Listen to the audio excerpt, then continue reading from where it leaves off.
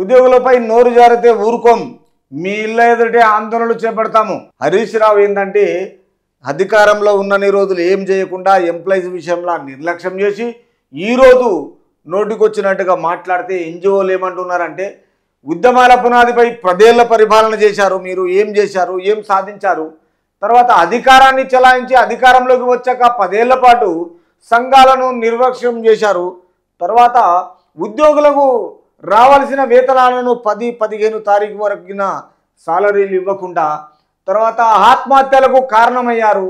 ఎంతోమంది బలిదానాలు తెలంగాణ రాష్ట్ర విషయంలో తర్వాత ఎంప్లాయీస్ విషయంలో మీ పరిపాలనలో కరెక్ట్గా ఆత్మహత్యలకు కారణమయ్యారు. అలాంటి మీరు అధికారం పోగానే ఉద్యోగులపైన వారి వేతనాలపైన నోరు పారేసుకోవడము మంచిది కాదు. కాబట్టి మరో ఉద్యోగులపై ఇలాంటి వాక్యాలు చేస్తే ఊరుకోము, మరొకసారి ఇలాంటి వాక్యాలు చేస్తే ఊరుకోము. ఎందుకంటే మీరు అధికారంలో ఉన్నప్పుడు ప్రజలు మీకు ఎంత స్వేచ్ఛ ఇచ్చినా మీరు అధికారులను ఒక్కసారిగా బాగా చూడలేదు, నిర్లక్ష్యం వహించారు.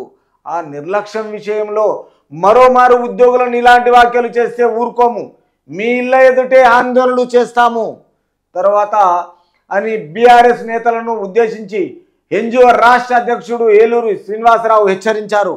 అంటే తన ఎన్జిఓస్ అధ్యక్షుడిగా శ్రీనివాసరావు ఉండడము, తర్వాత ఏ ఉద్యోగికైనా అన్యాయం జరిగితే మాత్రం ఊరుకునేది లేదు, ఎవరిని నిర్లక్ష్యం చేస్తే ఊరుకునేది లేదు, మీ ఇంటి దగ్గరనే ఆందోళనలు చేస్తాము తర్వాత అని శ్రీనివాసరావు హెచ్చరించారు.